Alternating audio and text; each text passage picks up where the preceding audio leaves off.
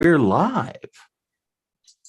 Hello and welcome to the Fandom track here at Coastal Magic Convention and Continual. We're buddying up our conventions to bring you live streaming programming.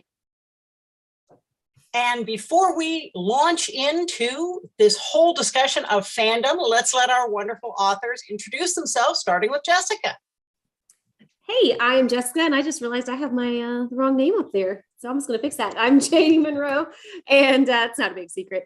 I write paranormal romance, and I several years ago finished a Dragon Shifter series, and I'm currently writing a vampire romance series set in Atlanta, Georgia, featuring a cursed vampire court and all of their shenanigans taking place in downtown and midtown Atlanta. Nice. Katie. Hi, I'm Katie. I write queer romance all over the rainbow. I just finished a series called Superpowered Love, which sounds like it should be about superheroes, but they're kind of rarely superheroes. They're just people with superpowers who happen to have really complicated love lives. Occasionally, there's a little superheroing in there. I also write contemporary. I just had a book come out today, an FF book called Yes Today from JMS Books. And occasionally, I also write high fantasy. Cool. Very good. Cericia. Hi, I'm Cericia Glass. I write contemporary romance, urban fantasy, and paranormal romance. Most of those have a Egyptian influence to it. I know you can't tell. And my latest book is a cosplay romance, which also you can't tell by what I'm doing now. So yeah, that's me. Macy. Hi, I'm Macy Blake, and I write male romance, all paranormal. I'm mostly known for my series that is The Chosen Universe, which the 22nd book in that series releases next month. So, very good. And I'm Gail C. Martin and Morgan Bryce. As Gail, I write epic and urban fantasy. As Morgan, I write urban fantasy and male paranormal romance. So lots of ghoulies and ghosties and things that go bump in the night. So we're talking about our favorite fandoms here. So let's own up. What are you a fan of? And let's start with Katie this time. So Superpowered Love came because actually I started out writing X-Men fan fiction. Because as anyone who reads comics knows, the wrong writer gets a hold of your favorite characters and it's a disaster. So you have to write stuff to fix it. But I've always written, but that was kind of where I got started having other people read what I wrote. But I also love Star Trek. Huge fan. I grew up when The Next Generation was on, so that was my meat and potatoes. Love Stargate, the movie, and SG-1 and all the spinoffs. Shout out for Egyptian mythology there too, a little bit. And The Lord of the Rings is probably my original fandom before I knew what fandom was. Yeah. So those are my favorites. Cericia. My favorite fandom, also a Star Trek girl, more than Star Wars. Grew up reading comics and watching all of the cartoons on TV, even the anime. So that's mostly where it was. All the iterations of Justice League and Young Justice. I liked Teen Titans before they got stupid. Same. Oh, that really pissed me off. Yeah. When they decided that it's better for 6-year-olds instead of, teens and adults. Let's see what else. Like science fiction, fantasy. I grew up reading Isaac Asimov, Ursula K. Le Guin, Madeleine L'Engle, Mercedes Lack, all of those. Decided to write some of myself. I just like the getaway of the fantasy. So that's kind of where I started. Okay. How about you, Macy? well, funnily enough, I learned about fandom because I used to be addicted to soap operas. And General Hospital refused to get my favorite characters together. So I went on a hunt for other people who were lamenting that our couple wasn't getting together. And You gotta fix it. Yeah, though they fixed it good. And so that introduced me to fandom. And then my favorite TV show at the time was Buffy, the Vampire Slayer. I started writing Buffy fan fiction. And now, then I got into Teen Wolf in recent years. So I'm constantly in reading Teen Wolf fan fiction still. And I'm not sure if you would call it a fandom or a cult, but Animal Crossing is kind of my current, I'm an Animal Crossing girl. So I'm just not sure if it's a fandom or a cult. It's a fine line at this point. It I get it. Yes. so many of them. Yes. JD? Well, I'll add one into the fan fiction pile here because I probably what I would consider my very first fandom, like was obsessed with it. Like, okay, this was in the 90s, was X-Files. And this was like when there were no DVD box sets. So I was buying like they had, if you've ever watched the X-Files, there's like there's what they would call the myth arc or the mythology arc. And that was like the core story. And then there was also Monster of the Week episodes. And so at that time in the late 90s, you could buy like a 2 video cassette box set of like 2 of the episodes. And I mean, I would like scrape together my money so I could have these episodes. Anyway, but I wrote X-Files fan fiction way back in the day. And then one of my first ever, when I got more serious about writing, I wrote Dragon Age fan fiction from the video game. Yes, that's my jam. Me too, because and it was like one of those things, like it hit me and I was like, I have to finish this story because there's, if you've played the games, there's some things that are left, like here's what will happen in the future. And I was like, and then people read it and I was like, oh, people can read what I write. Oh, okay. So yeah, I still love Dragon Age, although that's a game series, but probably it's not going to get, I'm afraid it's not going to get finished. Currently, I would say I'm also a huge Buffy fan. I do a rewatch every few years, often when I'm like making cosplay and stuff. I would say my current biggest fandom is Dungeons and Dragons. I talked about this at the last time we had a panel like this, but I got big into D&D a few years ago through watching a live stream called Critical Role, where a bunch of voice actors play Dungeons and Dragons. So much fun. It is so much fun. And like, I had no idea what it looked like until I saw this. I was like, oh, so then I started playing. I now run games. I have my show and tell of my dice bag. But yeah, that's been kind of my big fandom lately. And it ties really well into writing. And then my other big one that I got into, thanks to the Netflix show, is The Witcher. But I got down the rabbit hole playing the game. And now I've got the books, although I haven't made it very far. But I constantly refer to myself as Witcher trash. So that's me. Straight up. I feel that. My first fandom was Star Trek, the original series, which I fell in love with in reruns when I was a kid. And from there, I went on to a number of other shows around that time, Space 1999, the original Hawaii Five-0. And I was just blown away when the first Star Wars movie came out. And I learned to write, and that I could amuse people with my writing by writing extra episodes to the series that had been canceled for my friends. And when we were stuck waiting for the third Star Wars movie to come out, Return of the Jedi, my friend said, well, why don't you just write your version? It's going to be 3 years. We don't want to wait. So I did. And that was the first book-length story that I ever wrote. And to this day, there are 6 people in this world who like my version better than George Lucas's, just saying. And this was before AO3. This was before, fanfiction.net. This was when you would go to a convention. Conventions were very small. And we would all sit in somebody's hotel room lined up along the wall, and you would take one, pass it down, take one, pass it down. And they were handwritten or typed or mimeographed or Xeroxed. And we would spend the entire night that way, just passing it down.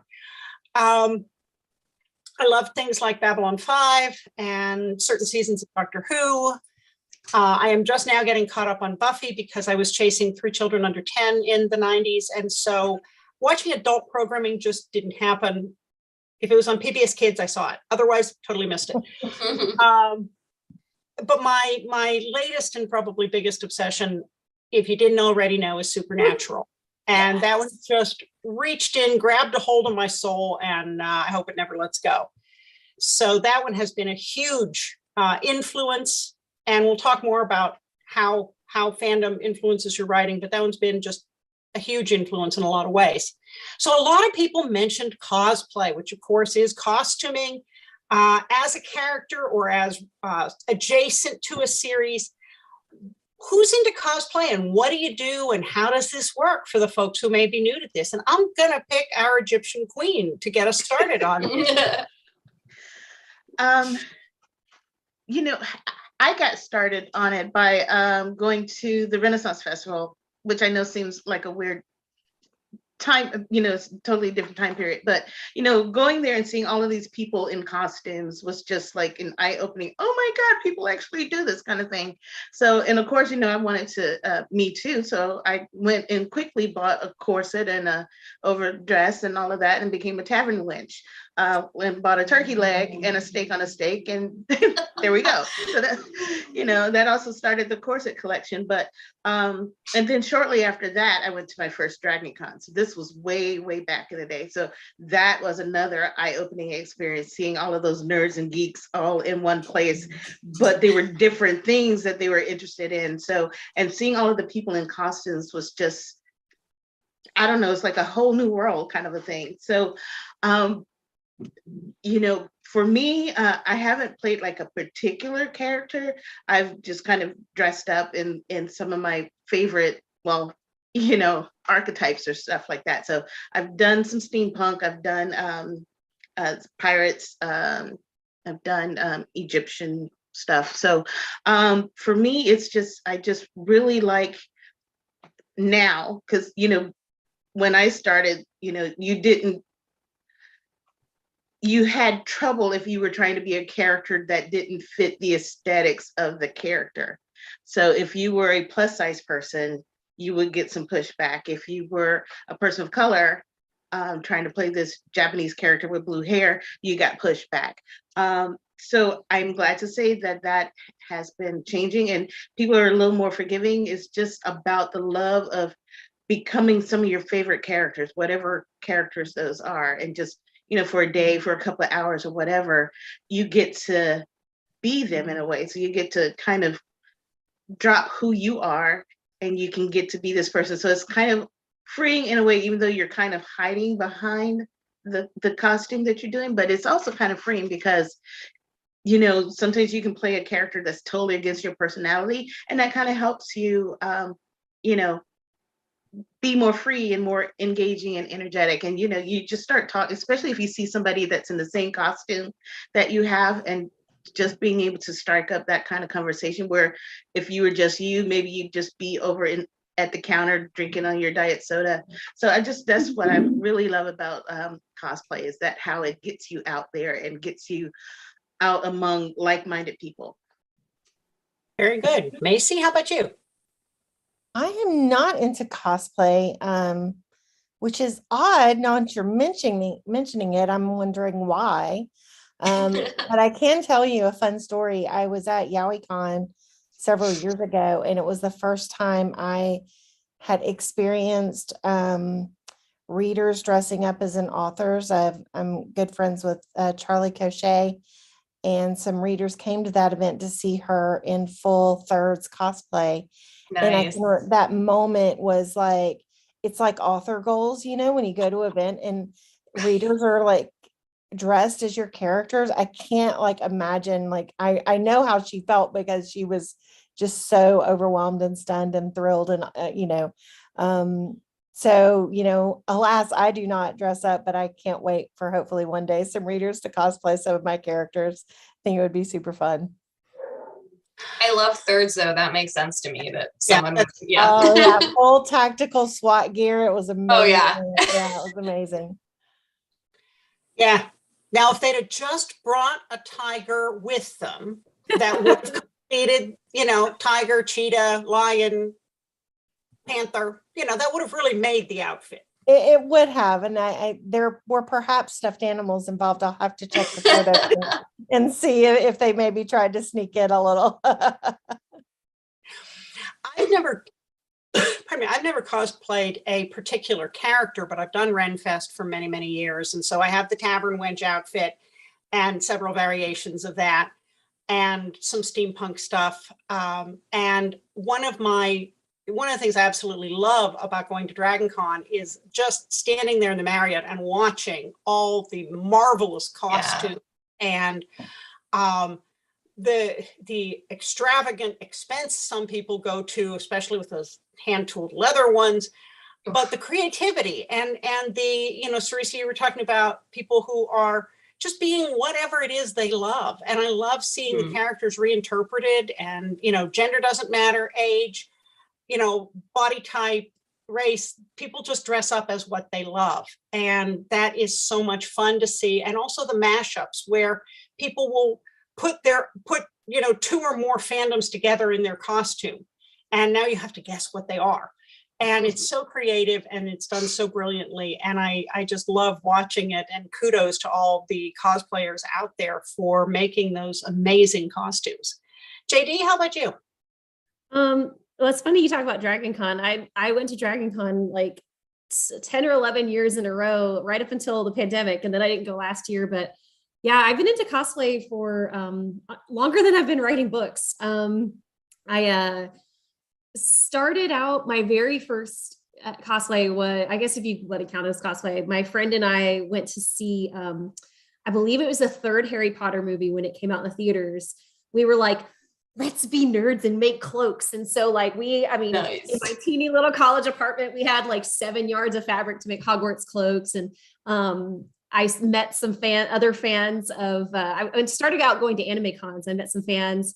And then I did what you really shouldn't do and like met up with strangers from the internet at a convention. But that was like the start for me. And I was like, because I made my first like convention cosplay for that event. And I was like, oh, there's other people out there that love this. Oh my gosh. And then, yeah, so I've cosplayed a bunch of characters. I really enjoy making costumes. I basically learned to sew, to build props and stuff, but entirely through cosplay. So it was like, okay, I want to make a gigantic sword. How do I do that? How do I do that in a way that I can carry it?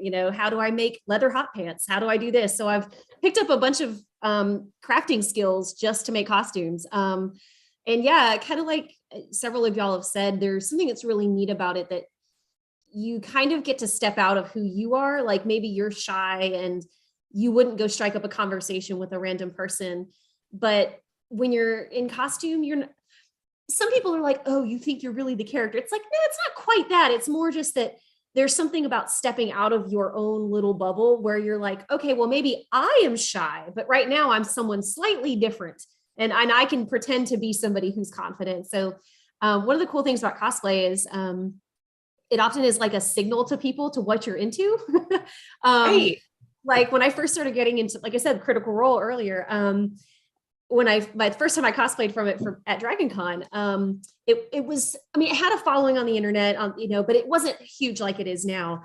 And I made a costume and I was like, yeah, probably no one's going to recognize me. But every once in a while, someone would be like, oh, Keyleth, and they recognize the character. And I would be like, oh my God, yeah, let's talk. And we'd stand. She's my favorite. Yes, I love her. Are you watching the animated series? Yes, so good. Oh my gosh, she did such a good job.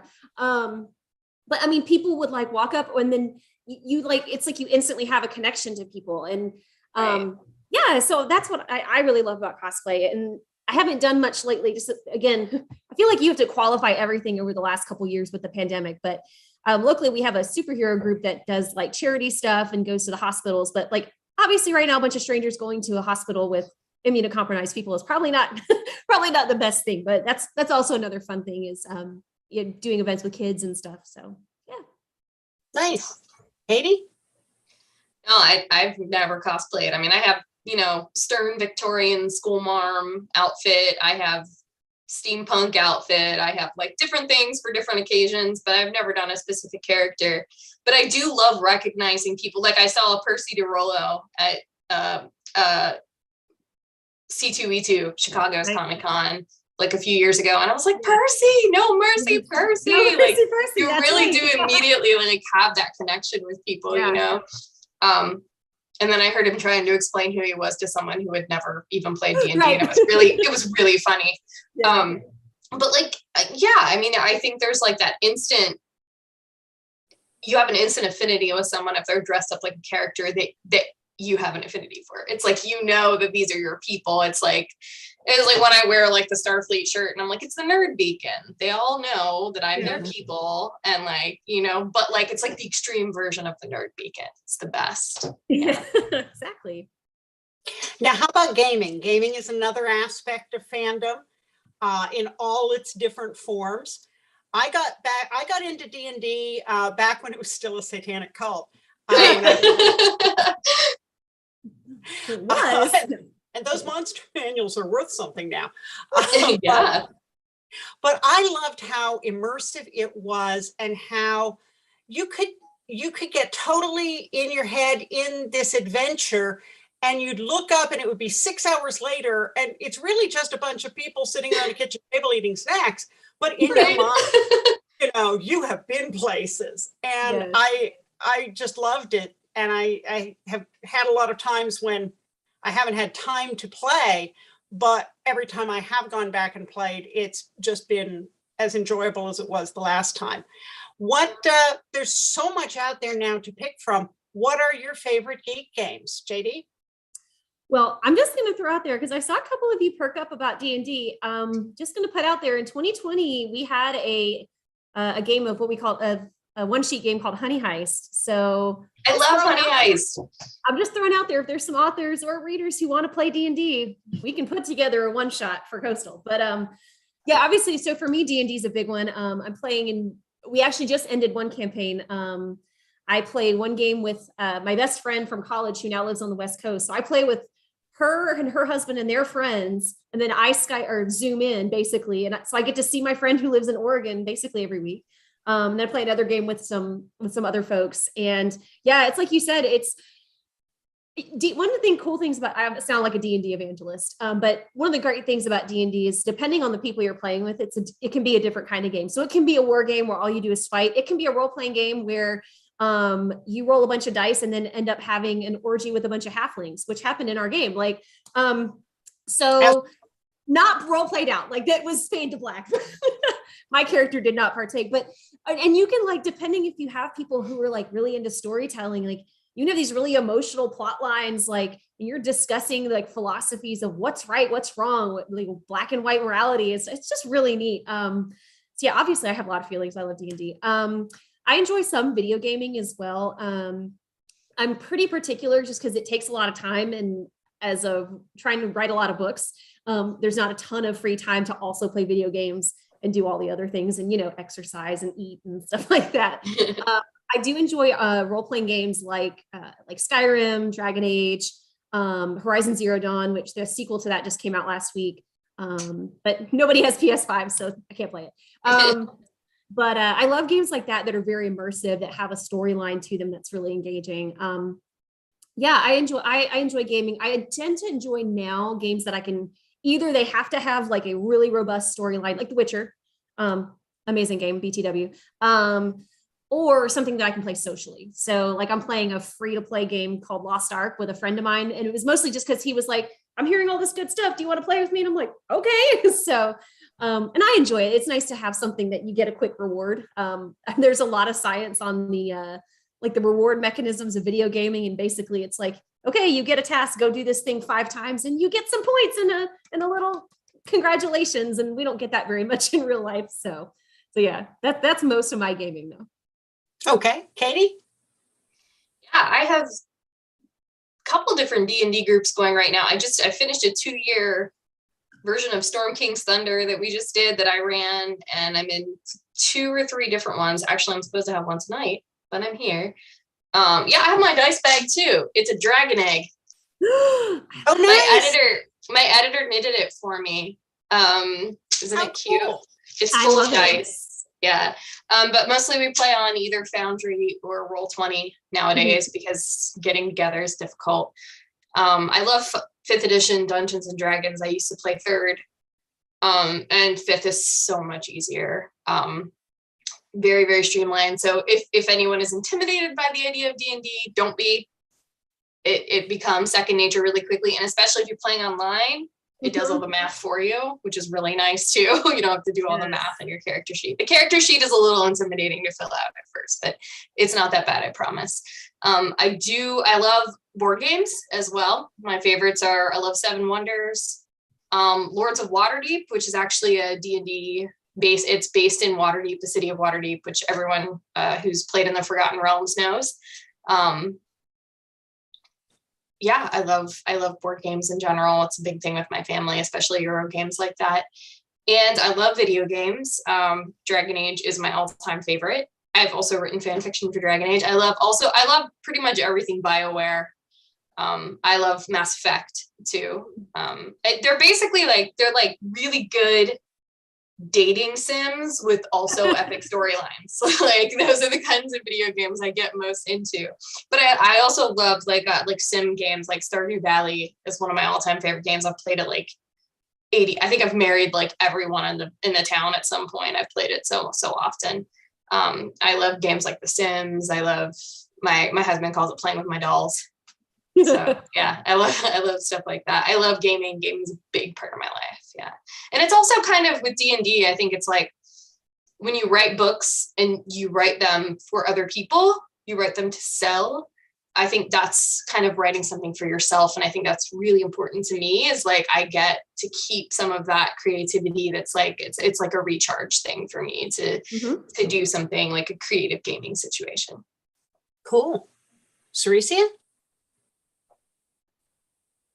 You're Well, muted. I am a introverted introvert, so I tend to play solitary games if I'm playing games. Like JD said, trying to write books and put books out, it doesn't leave a lot of time for gaming, especially when I'm reading or watching K-dramas. So I like those games that I can go at my own pace, kind of solving puzzles and moving about a map or stuff like that. I like to crush candy when I'm like waiting in line for something, and growing vegetables and stuff like that. So that's kind of about my speed. I'm trying to dip my toe into some of the multiplayer games, but that's a lot of stress, and I don't do well under stress. So so that's why I tend to do the solitary games myself. Fun. Macy? Yeah, no, I don't. Animal Crossing is the really only game I think I've ever played ever. Like we're just not, we play card games in my family. So, I can play a mean hand of canasta, but I've always been fascinated by the idea of Dungeons and Dragons, but I know nothing about it. Let's do it. So, we're doing it. Right? Maybe I'm we're doing like, you it. guys are like, and I'm happening. like, oh, should I? Listen, here's the thing though. You don't understand. I bought 2 Switches. I have 2 Animal Crossing islands. My commitment to the cult is strong. So, I mean, That's okay. it would be a sacrifice, but I might be willing to make it. It can, like JD said, it can be a one shot, just like one I don't game. even know what that means, but I will believe you. One game. And we'll talk. One of the things that's happened in the last few years pre-pandemic was doing short, almost exhibition D&D games at conventions where it's come watch the authors be silly and play a D&D campaign in 2 hours.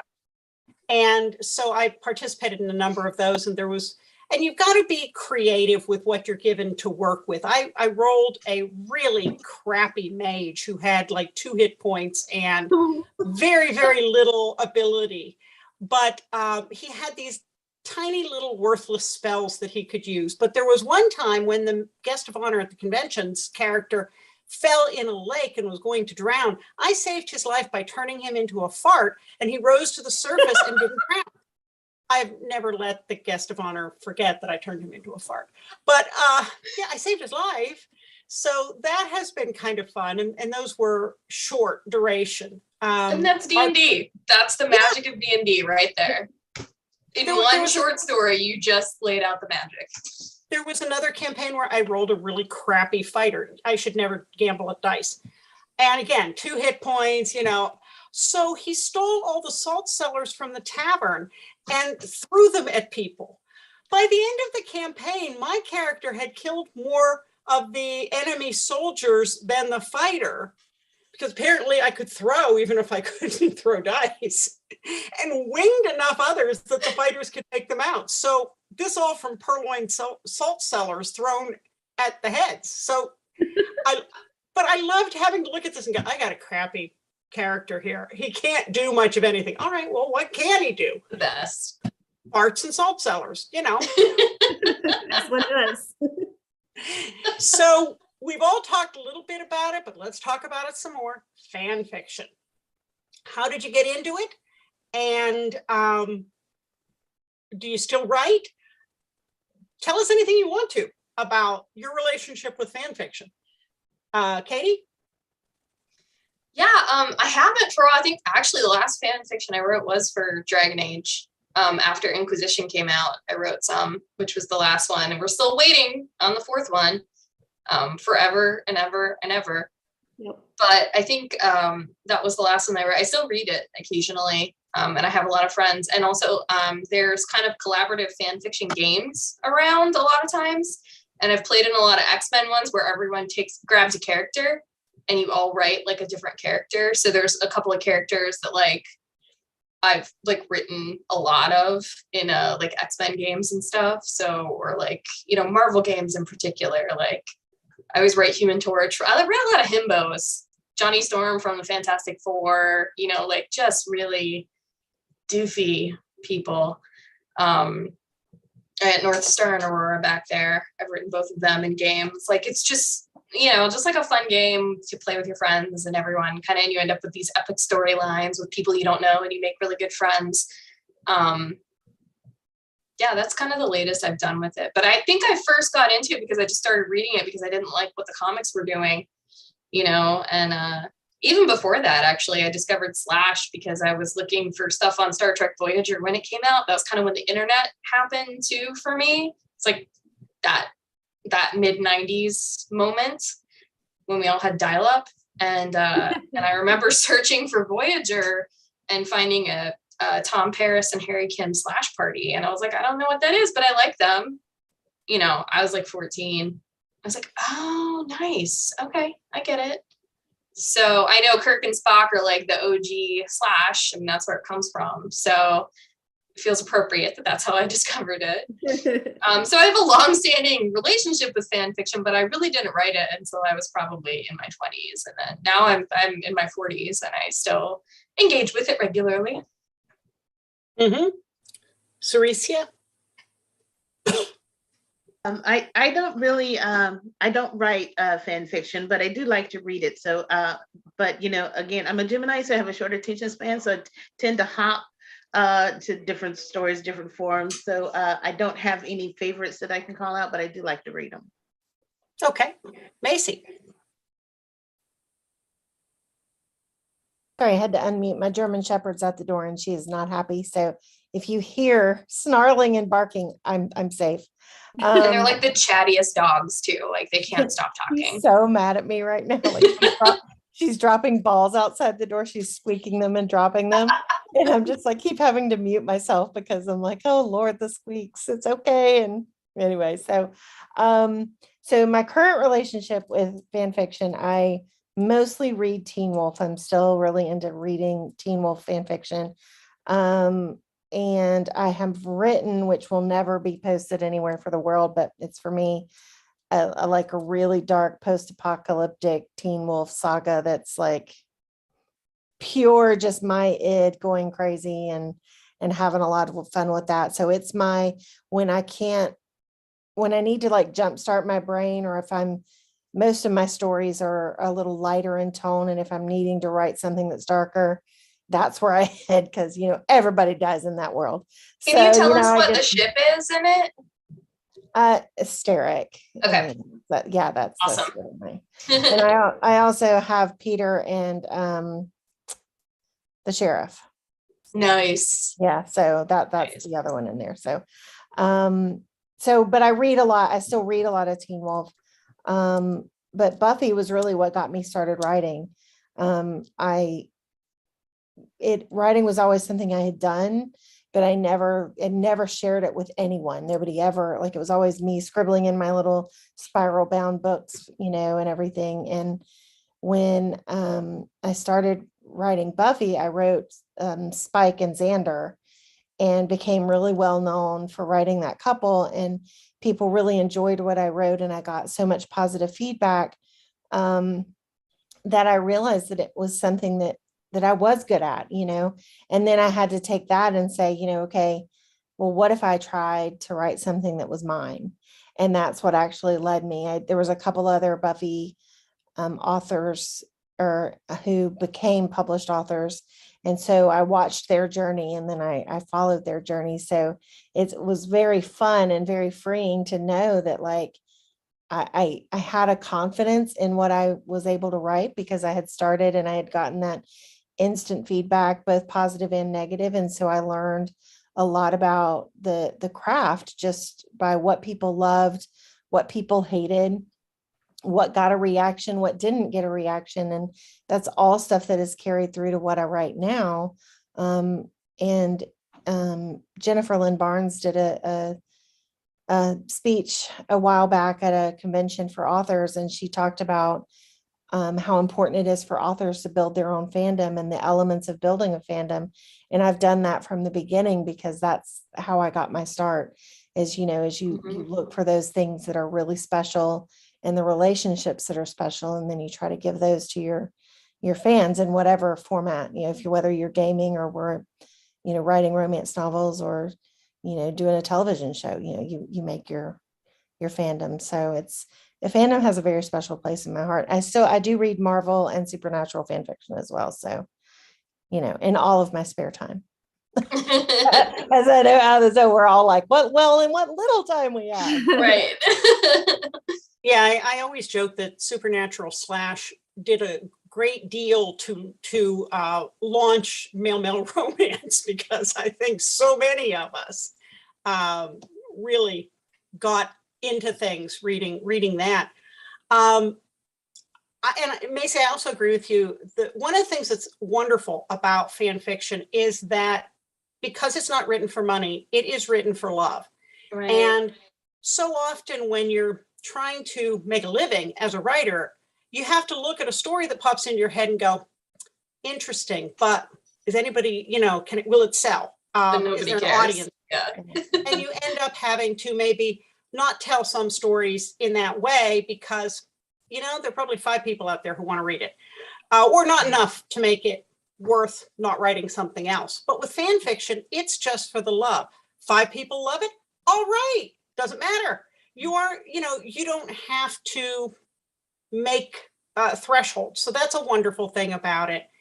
And I think one of the other things from fan fiction is you start looking at what is it about this fandom that grabs me by the heart, whether that's certain relationships or tropes. And then you go, well, how can I replicate some of that feeling in an original setting, but keep that thing that really gets me? And that's a real lesson as a writer to break it down and say, aside from the characters and the setting of a show or a movie or a comic, what are the dynamics that grab you? And then transport them to something original. I was away from reading fan fiction for a long time. And then when I fell in love with Supernatural, I didn't want to go without it between season hiatuses. So I went looking for it. I read several hundred of the case fix, then I found Slash. Then I read several hundred of those and went, ooh.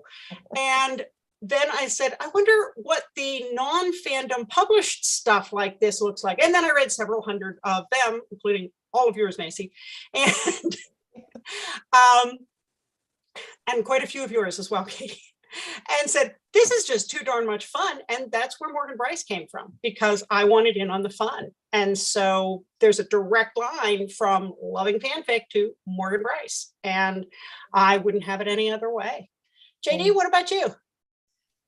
So I don't read fan fiction much anymore. I would say really not at all. On the rare occasion that I pop back onto Tumblr, every once in a while it'll cross my dash, but I mostly don't read it anymore. Kind of like y'all, I got into it. I'm one of those people who sometimes I'll have a casual fandom, but I tend to like get really into something when I get into it. So like, my favorite anime when I was still into anime was an anime called Sayuki. And so like, I wanted to know all about the characters. I wanted to read the manga. I wanted to know everything. I mean, I was finding like the manga that hadn't even been translated yet, where people had done like fan translations. And that was where I started getting in. That was the first time I ever read slash fiction. And the first time I was like, well, and I was like, wow, no, they're definitely together. And then and that was a fandom that was like very much about pairings. Like all the pairings had nicknames and all of them. I was like, well, this makes sense. Like I mentioned, I did write some X-Files fanfic way back in the day, and then some Dragon Age fan fiction. And for me, it was kind of like, for me, that I guess that was a thing that made me go, like you said, what is it about this particular thing that gives me so many feelings? So like in the case of and I never wrote anything that was long. They tended to be like shorter stories. I did a couple of things where it was like, okay, there was this scene where a character has to make a bad decision. So I'm like, okay, so what's happening off the page with the other person? So like I wrote a scene about that, or I wrote something that took place like in one of the games. They tell you, okay, these people have a lifespan of 30 years and then this thing's going to happen. So I wrote this story about what happened when that finally came, because you don't see that in the game. So it was really neat to like dip into that world and dip into what I thought made it special. And I don't know, play it out the way I thought that I would want to see it play out. I don't really engage with fan fiction now. It's not because I don't like it or don't approve. It's just more, I'm reading in my genre or playing video games sometimes. Well, and D&D kind of fills that gap for me a lot of times. I notice the more I'm playing D&D, the less I'm reading fanfic or engaging with it. Yeah, so sure. I get that. Yeah, for sure. And Dungeons and Dragons definitely fills sort of a storytelling need. Absolutely. Kind of scratches a similar itch. But yeah, I think so. But I think fan fictions, I think there's so many incredibly talented authors, and it's so interesting seeing. I'm sure some of y'all have heard of like the Omegaverse scandal, where there was like an author that it kind of has become a thing, and all these people are like, oh, this is so new, this person created it. You're like, were you on Tumblr in 2009? Because that hasn't been around.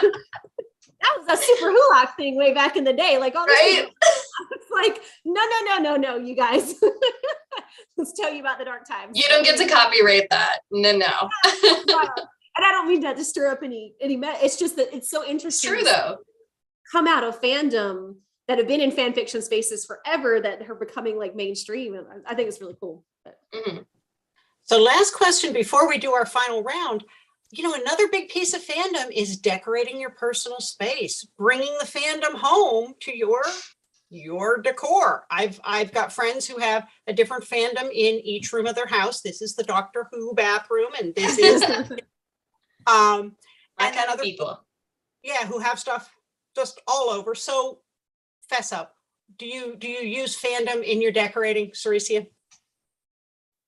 Well, unfortunately, I live with other humans. I'd like to stay married to one of them, so I just have my office. So my office actually, I do have a background up, but I have a whole thing of Egyptian stuff behind me here, statues, candles, other little statues and stuff like that. So because that kind of filters through all of my paranormal work that I do. So as well as a whole bunch of purple. So if purple is a fandom, then I got that on lock too.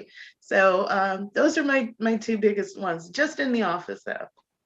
Okay, Macy. It's a problem. Whenever I do go to events, especially when they have the vendors, like especially the artists and particularly chibi artists, I have a lot of chibi posters. I love them so much. And I've actually had a lot of them done of my characters because the crazy talented artists. I buy the Funkos of my favorite pairings. And I just paid a ridiculous sum of money to have a custom Patrick made so that I could have David and Patrick from Schitt's Creek. It just wasn't nice that they did not make Patrick. So Patrick is currently being created for me. How did they not make Patrick? They did not. They just had the four. Bullshit. They just had the shits. Or no, they had cool. the roses. Roses. Excuse me, the roses. So I immediately got those, and I was waiting for like the second wave, so you would have like Stevie and Patrick, and no, they never did. So I just found a creator who would custom make me a Patrick, because my David needed his Patrick. But then like I've got so like I said, I've got posters, stuffed animals. If there's any sort of stuffy that comes out that's related, I even have a stuffed animal of my own dog. I'm ridiculous. So like, yeah, like, so it's all over the house everywhere. Nice. Yeah. I mean, we've got dragons everywhere. Fortunately, my husband is into this stuff too. But we have dragon paintings everywhere. We have Disney stuff. My office is, wall to wall dragons and supernatural. I think I'm protected. So yeah, we have a ton of fandom related things. And sometimes on the rare occasion, somebody who's not into fandom walks into the house, they're just kind of looking around like, okay, well, maybe this is a cult. It's like, that's okay. Never mind the salt line. JD, We just had a new pest control company come in. That's right. That's right.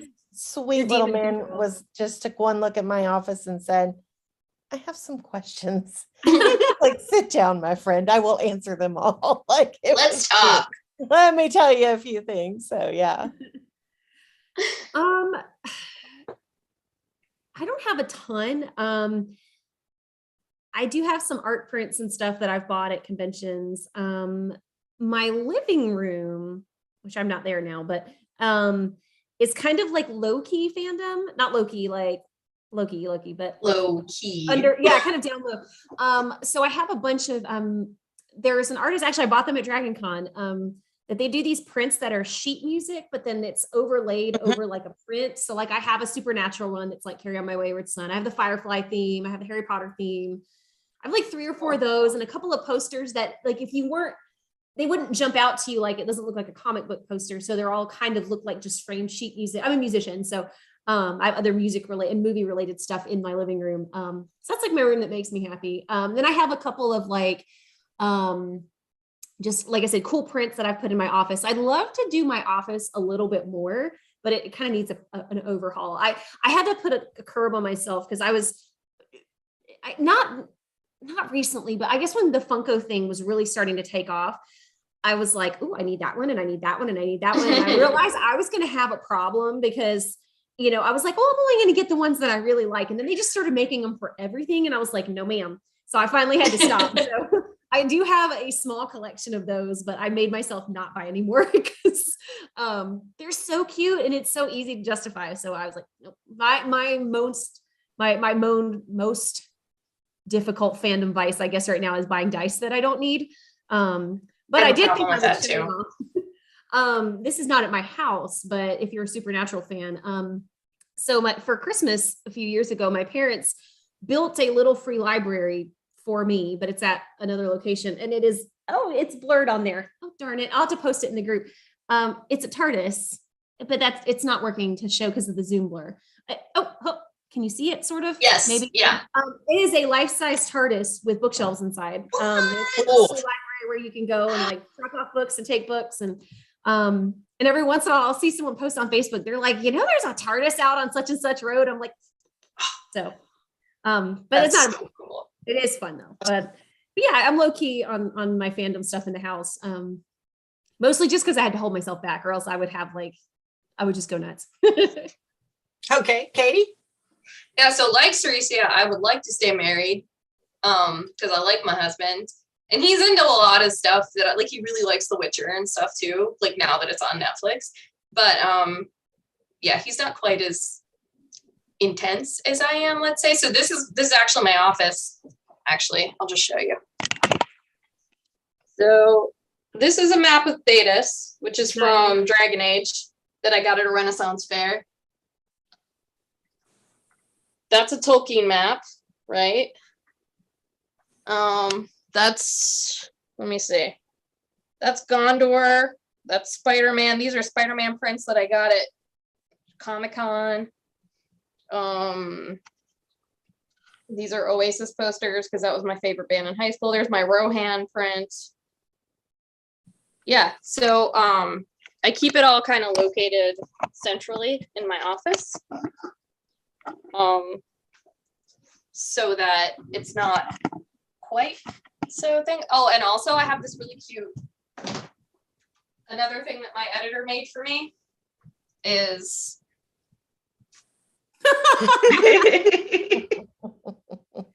I take I like offense to that. that. That's adorable. yeah, Well, folks, so we have blown through our time. So at the end here, please let everybody know where they can find you online. If you have a new upcoming or recent release, tell us about that. And then if you're active in a fandom space and that's public knowledge, let us know where to find you there. Macy? The best place to find me is macyblake.com. I have all of my social media accounts linked there. But I'm active every day in my group, which is Macy's Moonlighters on Facebook. Welcome to come by and hang out there. My upcoming release is March 22nd. I think it's the 22nd. And it's the third book in my Chosen Champion series, which is called Alaron. And that'll be out on March 22nd. Nice. Ceresia? You can find me on the web at ceresiaglass.com. I'm also on most of the social media. I have a TikTok account, but mainly that's so that people can at me on TikTok because I do not create content. I'm on Instagram at Ceresia Glass, Twitter at Ceresia, where you can definitely send me any K-dramas that you love and want to tell me about. And also on Facebook, Author Ceresia Glass is my page, and Ceresia is my profile. And my latest book is a cosplay romance. Let's see if we can do that, called The Love Con. It just came out in December. So it's basically about a cosplay reality show competition. And my heroine is a plus size Black female. She's made it to the final round, which is supposed to be a couples cosplay, but she's currently single. So she blurts out her best friend's name on live TV. And now they have to pretend to be a couple to do this duo's cosplay. Nice. Can you hold That's that book awesome. up one more time for me real quick? Just Sure. not that I Let's see have a if I pen in can. my hand real quick. The Love Con. Thank you very much. Yeah. Yes. Katie, how about you? I have today that book that came out yesterday from JMS Books. It's very short. It's part of their heart-shaped collection. The only thing that connects all the books is that they're all about a heart-shaped object. Mine is a purse, well, a bag that says F off. Only it actually says it. It says fuck off, which you may have seen actually when I turned my camera that direction. I actually own it. I will be at GRL in Norfolk, Virginia this year because it's drivable. Love a drivable con. And I just finished the Superpowered Love series. So that was inspired by my love of X-Men fan fiction. All right. JD. Nice. Well, first of all, Ceresia, I love the concept of that. I feel like I need to read it right now. Yeah, it's good. magical. My website is jdmonroe.com, and you can find me on most of the social medias, Facebook, Instagram, and TikTok. I do not have Twitter, but I do love TikTok. I have become TikTok trash since last summer. So yeah, and my cosplay stuff has come in handy because I just act out dumb stuff. So yeah, you can find me there. And in terms of projects, as I mentioned at the beginning, I recently launched a brand new series called the Cursed Blood series. And the first book is called The Guardian's Curse. It is now available on Amazon. It's in Kindle Unlimited. Paperback should be available soon. And then the next book of that series, book 2, which is The Hunter's Curse, will be coming on April 12th. So I'm very, very excited about that. It's a really fun series. So if you like vampires in Atlanta, you should check it out. All right. And I'm pretty easy to find at gailzmartin.com, morganbryce.com, all of the social media, some variation of those. I'm very active on Facebook. I'm also active on Twitter, Pinterest, Instagram, and I'm new on TikTok, but I am making book videos and little supernatural videos and videos of my dog. So come on out and say hi. Fandom wise, I run the Supernatural fandom track here on Continual, and I also run the Supernatural TFWNC fan group on Facebook. And I'm a staff writer for the Winchester Family Business blog, which is the largest fan blog for Supernatural fandom. So I write Walker reviews and occasional illustrated short flash fanfics and other kind of stuff. So catch me there. Well, folks, thank you so much for being with us. This has been so much fun, and I know we could keep talking because there were several tangents that were mentioned. I was like, we could do a whole panel on that. So hold that thought, because we'll come looking for you. But thank you to all of you for watching and listening. There'll be more panels and more fun on Coastal Magic and Continual. So we'll see you online.